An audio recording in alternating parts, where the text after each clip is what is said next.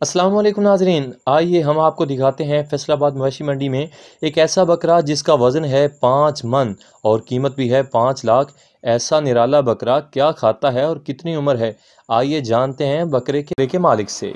अस्सलाम वालेकुम। वालेकुम सलाम। सर आपका नाम? नज़ीर अहमद। कितों आए जे? लइए जो आए लइए चो जी। माशाल्लाह बकरा ताड़ा बड़ा प्यारा वा। किन्ने पैसे मांग रहे जे? 5 लाख। 5 लाख रुपए मांग रहे जे जी। ਇਹਦਾ ਵਜ਼ਨ ਕਿੰਨਾ ਹੋਏਗਾ? 5 मान। 5 ਮਣ जी। ਪੱਕੀ ਗੱਲ ਹੈ, ਵਜ਼ਨ ਕੀਤਾ ਹੋਇਆ कीता है वजन पक्की। ਤੇ ਹਜੇ ਤੱਕ ਕੋਈ ਰੇਟ ਸ਼ੇਡ ਲੱਗਾ ਹੈ ਕਿ ਨਹੀਂ? रेट लगा है 2.5 लाख लगा है। 2.5 ਲੱਖ ਲੱਗਾ ਹੈ जी। ਤੇ ਕੀ ਤੁਹਾਡਾ ਜ਼ੇਨ ਹੈ ਕਿੰਨੇ ਲੱਖ ਦਾ ਦੇਣਾ ਤੁਸੀਂ? 4 लाख का देना है। 4 ਲੱਖ ਦਾ ਦੇਣਾ जी। ਹੈ, ਇਸ ਤੋਂ ਕਮ ਨਹੀਂ? नहीं कम नहीं देना है। ਤੇ ਇਹਨੂੰ ਕੀ ਖਵਾਇਆ ਜੇ? ਇਹ 5 ਮਣ ਵਜ਼ਨ ਕਿਸ ਤਰ੍ਹਾਂ ਕੀਤਾ ਜੇ? इन्हें 5 किलो खीर देने का भी लेना है, एक दिन का। ਖੀਰ ਖਾਂਦਾ ਹੈ? जी। मिठी? दूध पींदा है। ਦੁੱਧ ਪੀਂਦਾ ਹੈ? जी। ਖੀਰ ਆਂਦੇ, ਦੁੱਧ ਨੂੰ ਖੀਰ ਆਂਦੇ। जी दूध पींदा ਦੁੱਧ ਪੀਂਦਾ ਹੋਰ?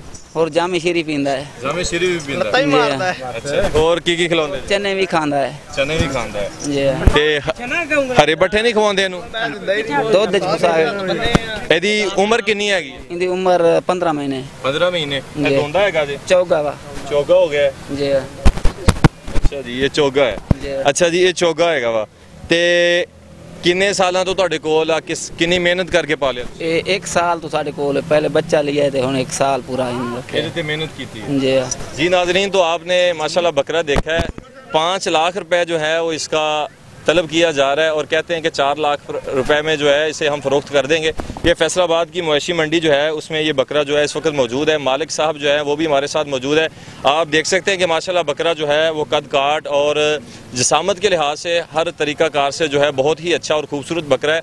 अगर आप ऐसा कीमती हीरा जो है इसको ख़रीदना चाहते हैं तो आप मंडी का विज़िट करें और ये भाई जान यहीं मौजूद है, आप इस कीमती हीरे को ख़रीद सकते हैं।